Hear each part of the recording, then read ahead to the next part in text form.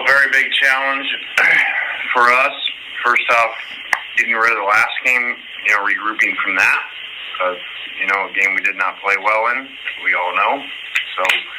And preparing for an ultra-physical football team that runs the ball extremely well, plays very, very physical, and is second in the country in pass defense. So, I've said anytime I've talked about them, they're extremely well coached. Sam's done an unbelievable job. Barry, should be the Broyles Award winner, for what he's done to where they were at defense a few years ago. We'll begin with Tom Murphy of the Arkansas Democrat-Gazette. Hey, Lane, I noticed that you said on Monday that you like the way Arkansas played defense, and you guys have kind of borrowed some things from that. I'm wondering what component that might play in this game, particularly if you guys go good.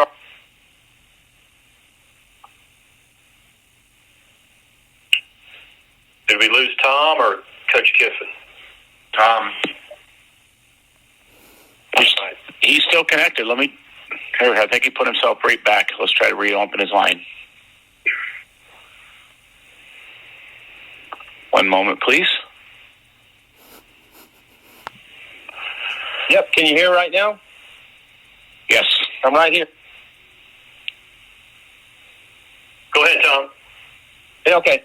Yeah, Lane, you said on Monday that what you saw from the Arkansas defense last year was impressive, and you guys have borrowed some things from that. I'm wondering how that might play into this game, and if you guys go good on good, how that could maybe be an advantage for you. Well, I don't think it is, with similarities in offensive structure and defensive structure. I think it just really neutralizes out. Okay, and then when your dad was coordinator here, Arkansas and Ole Miss have played for a long, long time, even back when Arkansas was in the Southwest Conference. Have you gotten a sense of the history of this series from fans and stuff and the meaning of the game for you guys? Yeah, we know, there's been a long tradition of the game, and I don't really remember, but I lived in Arkansas, with Coach Holtz, and, so they have great fans, very passionate. Even though it was COVID, we could still feel that in that game a year ago. We noticed it in the Texas game. And, again, they're back to playing, which they had before, years ago, very physical and really good football. Very sound.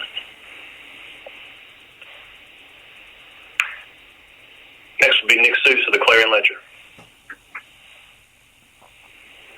Ty Sheen, y'all really haven't gotten too much production out of the freshman class yet. Is that about what you expected a month into the year, or were there some guys that you thought might be contributing a little bit more as the season went on?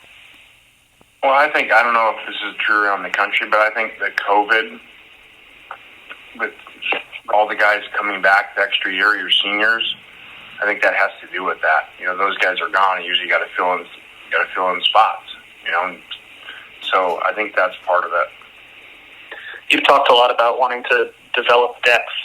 Are there any of those guys that you've seen that might be able to step in and provide depth, or is that still kind of a work in progress? Yeah, we're still working on that. There are a number of them that do on special teams and even getting them on more teams, but we're still working on that.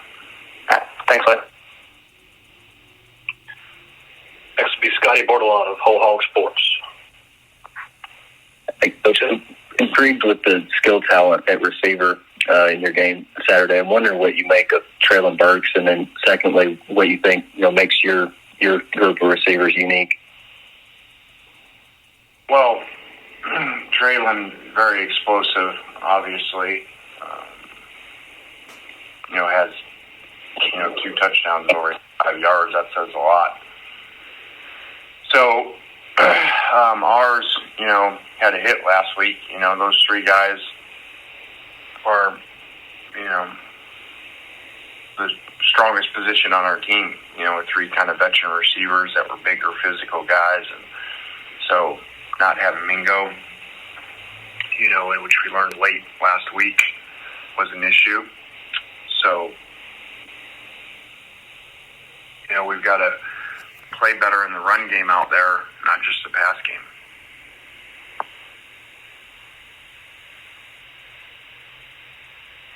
Next will be Bob Holt of the Arkansas Democrat Gazette. Hey, Lane, how you doing? You're obviously a guy that knows a lot about coaching up quarterbacks. Wonder what your take is on KJ Jefferson. He's obviously a lot bigger than a lot of quarterbacks, and just what do you think of him? Yeah, the size is crazy. How big he is. I don't know who. Maybe Cam was that big at one point. I don't know. So that's an issue. Because it's like a giant running back there when he runs the ball, and has improved in some throws. So very dangerous. They make a lot of big plays off the run game. And his passing, like you said, he's hit some big plays. I think a lot of people had questions about his passing coming in. But what have you thought about him as a passer? I think he's done some really good things. Hit a couple bigger plays. I think when you play Georgia and Alabama's defense, if you just look at that game, first out, I feel like we're back to SEC defenses in the SEC. Look at the stats. There's all these teams giving up 14, 15, 16, 17 points a game. That's how it used to be. Last year, I think no spring, premier offensive talent in the conference, was a strange year with the numbers. So when you go play Alabama or Georgia's defense, they can really throw you off. And I think that happened to both of us and happened to Arkansas last week. Thank you. Next up will be Nate Allen. Lane, just with Arkansas and Ole Miss both coming off big losses, is a fast start even more crucial than normal for this game? I don't know that. I mean, you always want a fast start, but if it doesn't happen, it doesn't happen. But, that would obviously be great, get some momentum at home. And I would sure hope, we have a packed house, with a game like this. And I'm sure a good amount of Arkansas fans coming.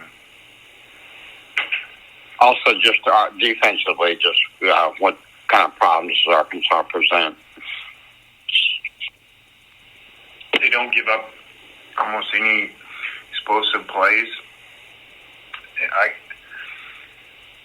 I know there's a lot of talk about how I follow analytics, but I kind of think whether they know this or do it on purpose, they basically play defense the way analytics will tell you. If you don't give up big plays and you make people snap the ball on offense, often they turn the ball over, make a mistake, get a penalty. So that's why for years, explosive stats have, been so involved. If you get one explosive play, two explosive plays in a series, how much more your touchdown percentage is. Thank you. Next we'll go to Steve Moulton at WZZN. Coach, hope you're doing well today. How's the bounce back been for your team since Saturday, Coach? We're good. It took a day or two, because I think there was a lot of disappointment because there was so much build-up to that game. So, we're back to work, and, we were in a rhythm. I thought didn't want the bye, when it happened, but it did, and kind of got out of rhythm. So, we're trying to get back in that. Defensively, out of Arkansas, it's already been mentioned about what they bring to the table, but specifically with Henry, Poole, Morgan, what kind of challenges do they bring to your offense, Coach?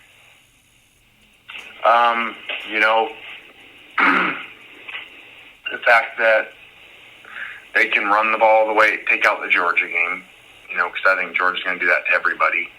Outside of that, they really run the ball extremely well, and then everything coming off of that. They got,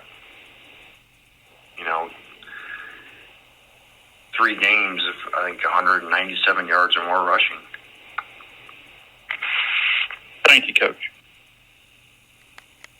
Coach, wrap you up with AP Statum of WHET. Good afternoon, Coach. Coach, why was Alabama able to slow you down, and what did you learn about your offense and your quarterback from the Alabama game? Well, I thought he was all right. Made some mistakes. Didn't throw any interceptions on a bright note, but we didn't do a lot around him, and we really struggled to block them, much like Arkansas with Georgia's D-line. So he played all right, which is kind of probably surprising. Thank you. That'll wrap you up, Coach. Thank you.